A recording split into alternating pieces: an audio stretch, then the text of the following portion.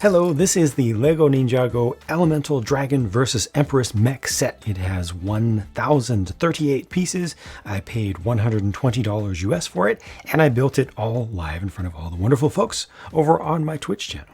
This set comes with 6 minifigures. Technically, there are 2 dragons here because you get the little one, and then there's a fairly sizable side build, and of course the mech. If, like me, you thought this dragon was modest in size, you were wrong.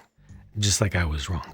This has very, very strong Cardass Dragon vibes for me with its stance for the old Bionicle fans out there. It has a very, very, very strong build, especially to the core of the body, which is mostly built in 2 major sections because it goes straight here and then it has a big bend. You got that nice thick and well colored, but yet it feels like soft scaled. You know, it feels right to me. Belly section to it. Tan continues up into the thorax of it. Stands very, very well. It has good strength to it, and it has decent articulation as well with strong joints. So up here, you've got the old Bionicle style of joint with a good amount of strength to that. No articulation at the elbow, but I think that's okay. These Mixel ball joints for the wrists are oriented in a way that makes them very useful. They can move around quite a bit. Of course, you can open and close the fingers individually as well as the thumb there. And then you have this nice strong ratcheted joint for the hip. So that's forward and back, and then it's doubled up. So you can also splay in and out. You're not able to rotate this here. You are able to rotate a little bit down here though at the ankle. See the double jointing here. Small little hair in the way as well. So that gives you some range while still maintaining some stability and some extra strength there. I think that one other small joint in here in this system would have allowed even more articulation, because as it is right now, you can't really go forward and back with this. So if you go into a walking pose, now suddenly you have to go on the toes. You can make that work, as you can see, just like that. But it would have been nice to have just a little bit more in the way of options. But actually, for me, mostly just being able to rotate in and out. But as it is for a toy, I think it's successful. I think it does what it needs to. You have a nice, consistent color scheme going all the way through. The large size of ball joint for the tail segments. There's a fair amount of weight in the tail, so it's good that they didn't just use Mixel's sized ones in there until you get right out to the end.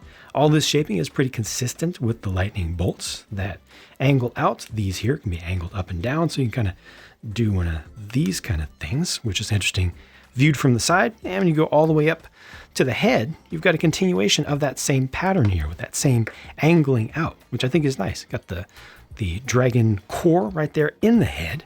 And then most of the decorations you see on this are done with stickers, unfortunately, except for the dual molded upper headpiece right here, which obviously has the printing on the side, and then dual molding for the lower head as well.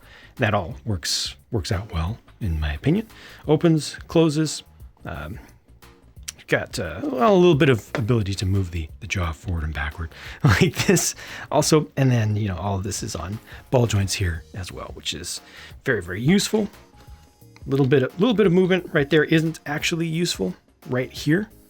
Just because of the weight of it, doesn't have enough strength behind that, but I think it does just fine with these joints up here, giving you all the movement that you need. And then at the wings, so these wings are vinyl. They're larger than I expected them to be. It's pretty accurate to what's in the show, actually, as far as their size and everything. Just vinyl, but I think they have a good appearance. I personally always prefer cloth, like a good quality cloth, but as vinyl ones go, I think these do their job, and especially with the spikiness and kind of the shininess of the idea of electricity shining and everything, I think it works out okay. What I don't like here is that the wings, okay, they're able to go up and down just fine. They're able to rotate, which is useful, especially you put it into a standing pose, you can kind of bring them back like this, but then you can't fold them back. So I want to be able to fold all this back this way and then rotate it down. That's just not possible behind this ball joint right there. Got the saddle as usual, holds just one single person, but yeah, wish I could do more forward to back. Now, as you look around this, you may see some extra clips and some other attachment points. That has to do with the side build. Let's look at the side build in its default form first. This is a flyer for J, and it looks like it should be able to rotate the wings forward and back, but It's actually kind of limited. It doesn't really do much of anything there. However, these things on the back that act like vertical stabilizers are able to fold forward a bit, which is a good look. I like that hooking forward look. I don't know, it just works better for me. You have lots of firepower up front with just the small tile shooters, stickers used for these elements here. Unfortunately, these front bits fall off a little bit too easily. The rest of it is built just fine, but these not so much. And then you just have the one spot where you can put a figure there, a couple of clips where you could potentially put the katanas of that figure if you want to. But let me go ahead and just knock these off. Okay, so for play, these aren't working so well, but it's actually intended to come off. All this is intended to come off. All this is intended to come off. Like so. Then all of these things go onto the dragon. So you add a little bit to the backs of the wings. You add these spikes up here at the neck, and then these simply go directly down on these standing up Technic connectors to give you more firepower for the dragon itself, in addition to its normal lightning bolt attacks from its mouth. So now this thing is powered up, and that's smooth. The main fuselage of the flyer goes right here, and it totally goes with the color scheme. It totally goes with the style, the general visual style of it, all the geometric nature of it, the angles. Just it works out nicely, and it's kind of like the Evo system, but grown up, you know, for an older generation. And I think it's just implemented the way it needs to be. It adds fun. It doesn't take anything away. You can pull those off easily and put it back together to create a second flyer. I mean, this, just as it is right now, this looks really good to me. Simply put, that's the most important thing here. You know, I can nitpick little stuff, but ultimately I look at this and this just looks exciting to me. It looks like a dragon. It clearly states, you know, visually what it is. It has consistency. I just wish that there was at least one more spot to put a figure. You could put one here on the tail and one here, but just a little bit something more in here so you could have multiple figures riding on this, and it would be just about perfect as a toy. A little bit more articulation down here would be nice, but it's not absolutely necessary. Definitely prefer to have more stability in the standard form, not requiring any modification, as opposed to a little bit of extra flimsiness. So I think this is done right. Even looking at the underside, look at the entire underside. Look at the consistency there. You're not seeing red. You're not seeing green and, you know, other weird colors showing through. You're barely even seeing much gray down here. This is nice. This is clean. The Evil Princess's mech is also more significant than I thought, and I really like this custom built up sword. It's not too complex, but you know, it feels different and it works really well with the use of the extra large scale, like life-size Harry Potter spectacle ring piece there to good effect, and the revival of this Prime Empire sword piece in just a plain trans orange. Like, that's all good, and just generally the scale of this is more significant than I expected. The feet look a little bit small for a Lego mech, but there's actually enough stability here. There's not too much weight up high, and I didn't have much trouble getting this to stand up. And as you can see, it does use bionicle size, you know, the larger size of ball joints for the lower limbs. Doesn't convert over to the Mixel's ball joints until you get to the top. And initially, when I was building this, I was very happy with the stability, with the amount of friction that's in all of those joints and everything. But at the end, after building the sword and putting it in the hand over here, I realized that the shoulder joint is just a little bit weak. Like it wants to fall down a little bit. You can see it there, right? So it will hold, but I think maybe after some play and after it gets worn in a little bit, that might become an issue, specifically with the sword. So, you know, I'm probably going to end up having it in this sort of position a little bit more, at least on display. Holds onto the sword with a Technic pin right in there.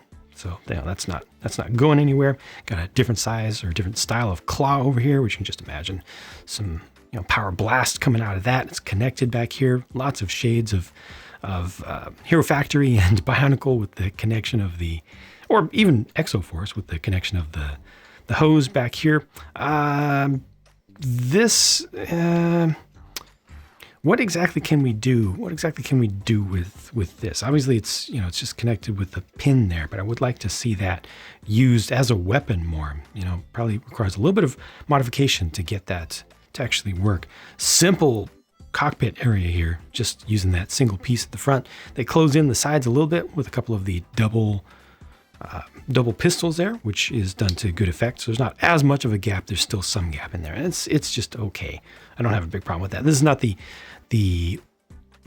large action figure, the old large action figure style of shoulder. It's the new style of large action figure shoulder, giving it some big hips, and then these are just stickers right here. Overall, this thing is pretty good, but definitely could have used more friction here, just on this side in particular. Even if they needed to go more asymmetric than this, because obviously they already did. It's a different arm, different pauldron, but this side I think could have used at least one of those bigger joints or a doubling up. Set also includes the single piece molded baby Ryu, which has a strange spelling to the name, but that's how they pronounce it in the show. This is a nice mold. This thing is crisp, has some good deep lines in it. The printing I think is pretty good. The spine has a little bit of movement to it.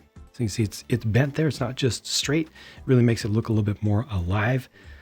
When I first picked this up, I was still a little bit in a Gundam building mode, or a little bit of a plastic model building mode, and I immediately wanted to panel line it, get just a little bit of extra detail in there because it has some sharp lines. So with a little bit of customization, this could look even better. But of course, it's Lego, and you don't do that here. But yeah, this thing is cool. Looking at the good side figures, here we have Sora, the new character, and then Zane and Jay. These all look good to me. I like the style for this season's Ninja, even though there's a lot of commonality between them. They seem like part of the same team, and there's just a lot of throwback energy with them. They really lean into their individual colors again after, sometimes they've gone different ways, but Sora feels like more attention was given to this figure, because I think it was. You got much finer printing. You got the printing on the arms, lots and lots of detail going all the way through there. Of course, the brand new, this is a brand new piece here, but also a specialized brand new piece for Sora's hood there as well, with the nice, I really like that color scheme. The dark blue and the coral go together well. Obviously, this piece right here is the same as the ones that the Ninja have. And then looking underneath here, each of these does have an alternate face. Look at how strong that is. And I have to take the shoulder armor / lower hood pieces off for just a few seconds so you can see the rest of the printing that was otherwise obscured, but that most of the time you won't see because all the rest of the stuff is on. On the evil side, far left is Empress Beatrix, in the middle is Lord Raz, and on the right is just an Imperial Guard. All of these have fantastic prints. I love when Lego does fine printing with outlined gold. So their printed gold is a good gold, and it stands out enough from molded gold that it makes things look even more interesting. Look at that. Side arm printing there, really good sword piece. Brand new headgear piece over here as well. There's no head underneath here, no minifig head underneath. The hair piece, I just lost. It's okay, I'll find it again. Is new and good. And in my opinion, the weakest of these three is Lord Raz, just by virtue of the head piece. It just doesn't feel like it's quite on the same level as the others. Maybe could have used a little bit more print or something, but everything else on him is really good. And obviously he's the only one that has the arm printing, and that arm printing is on both sides. Here are the leftover parts. I think there are a couple of recent or new recolors in there, and this is what the sticker sheet looked like. The price on this again was $120 US. It's only 105 euros though, 95 pounds UK, $170 Canadian, which translates to about 127 USD. I thought that was too expensive, but after building it up, recognizing just how big this is, and combining the side build, a larger mech than I thought, good figures, good number of them, also a specialized new animal piece, like all of this together paints a good picture. I would prefer all of this to be like like 100 or so. I could see 110 definitely.